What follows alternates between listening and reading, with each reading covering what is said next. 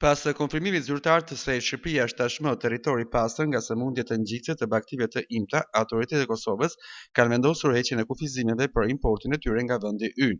Agjencia e Ushqimit dhe Veterinarianisë në Kosovë njoftoi se raportet zyrtare dëshmojnë mungesën e mortajës së dhënëve dhe dhive, si dhe të influencës aviare në territorin shqiptar. Vendimi hap rrugë për rikthimin e tregtisë së rregullt të deleve, dhive, shpezëve të gjalla dhe produkteve të tyre ndërmjet e dy vendeve.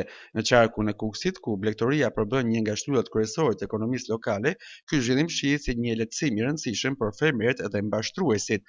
Shërbimi veterinar në qarkun e Kukësit thekson se Kuksi si zonë kufitare ka pasur gjithmonë një qarkullim të ligjshëm dhe të monitoruar të baktive të imta drejt Kosovës. Sipas specialistëve, lëvizja e kontrolluar e kafshëve në përputhje me standardet veterinare krijon kushte më të mira për shtimin e tufave dhe forcimin e sektorit blegtoral.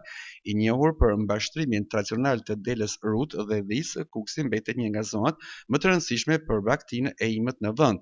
Heqja e kufizimeve pritet të ndikojë pozitivisht jo vetëm në tregun ndërkufitar, por edhe në qëndrueshmërinë ekonomike të familjeve që jetojnë nga blegtoria.